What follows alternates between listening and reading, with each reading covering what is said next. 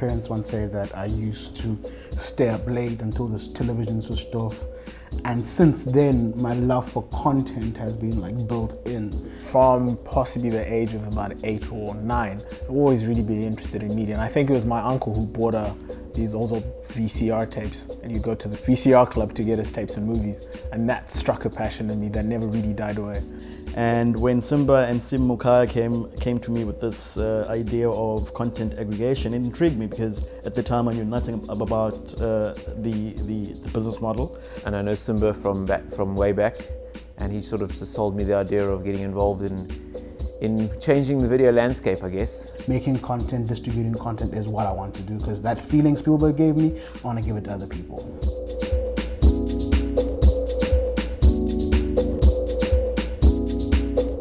ADMG is that passion to best create your own content and get it out there. Initially, it was just a production company, tell our own stories. But then we soon realized that we have to distribute those stories. And we have evolved into part production, part distribution. I think ADMG as a company is unique in that it's trying to redefine sort of media. They can kind of be innovative, they can kind of reinvent the whole context. We can't make everything, we want to give people the same opportunity to get content out there, tell their stories along with us. And we think that our stories, being African, being Afrocentric, have a place in the world. And as Simba said, I like the idea of being able to tell stories that we as Africans have not been able to tell before.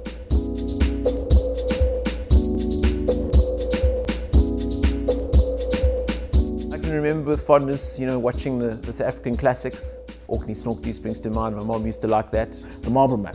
My uncle bought that. I must have been maybe 8 or 9. And the content was far beyond the age I was supposed to be watching. But it struck me just how people were telling stories, the action.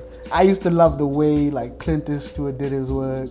Then we did like weird action movies, like Charles Bronson's action movies. Content where the story takes, it's a long arc for the story arc. So I'm talking The Wire, Entourage, Mad Men. I love Game of Thrones, I love Mad Men. I love stories that are rich and deep, but also visually enticing. Where the stories are very rich and the characters themselves are not very shallow. In terms of local content, some of the first things I fell in love with was Shaka Zulu, SABC BBC's Shaka Zulu production in the 80s. That was just phenomenal, the scale of it, but bringing history to life. Some of this quintessentially South African content, nobody else is doing it. You can't watch those old things. There's a lot of good quality shows that are just forgotten.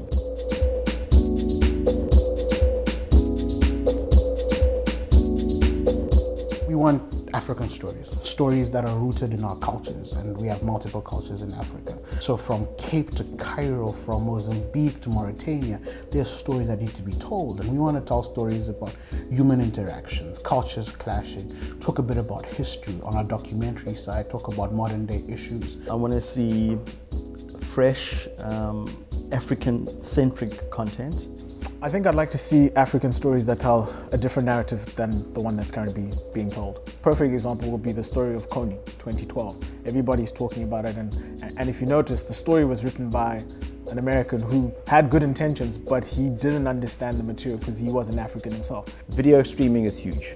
Netflix is the most, it chows up the most bandwidth of any other service in the US. Do video right.